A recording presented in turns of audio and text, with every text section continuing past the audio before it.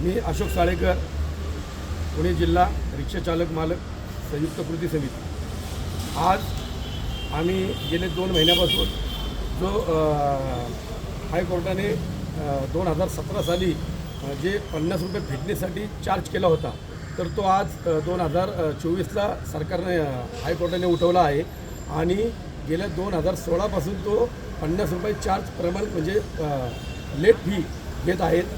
तरी त्याच्या विरोधामध्ये केंद्र सरकारने जो अधिनियम काढलेला आहे त्याचा पाठपुरावा करण्यासाठी किंवा त्याला स्थगिती देण्यासाठी राज्य सरकारला संमती आहे आणि ती त्यांनी अंमलात आणावी म्हणून आम्ही विविध पुणे शहरातील पुणे पिंपरी शहरामधली संपूर्ण पुणे जिल्ह्यामधले जे राज्यकर्ते आहेत, आमदार आहेत, खासदार आहेत, त्यांना वेळोवेळी त्याच्या संदर्भामध्ये आम्ही निवेदन दिले, परत त्यांच्या संपर्क केला, तरी त्यांनी कुठल्याही प्रकारची आमच्या रिक्षाचालकांची दखल घेतली नाही।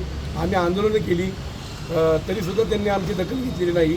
त्याच्यामुळं पुणे शहर, पिंपरी चिंचवड शहर, पुणे जिल्ह्यातील सर्व रिक्षा संघटना आज आम्ही एकत्र आलो आहोत आणि दिनांक 5 जुलै 2024 रोजी एक दिवसीय लाक्षणिक रिक्षाबंद आंदोलन आम्ही पुकारलेलं आहे।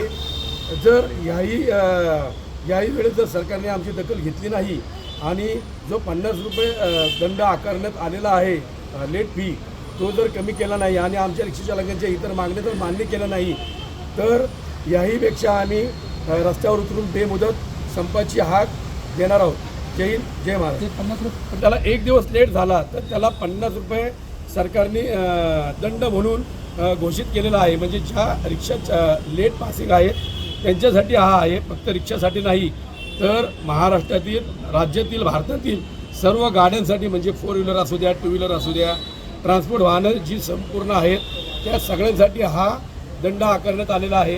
परंतु रिक्षाचालकाला देखील त्याचा भुर्दंड पडणार आहे। तर रिक्षाचालकांना राज्य सरकारने ज्या पावसाळी अधिवेशन चालू झालेलं आहे त्याच्यामध्ये लवकरात लवकर निर्णय घेऊन त्याला स्थगिती तरी द्यावी, अन्यथा तो बंद करावा, नाहीतर याहीपेक्षा आम्ही मोठं आंदोलन छेडणार आहोत।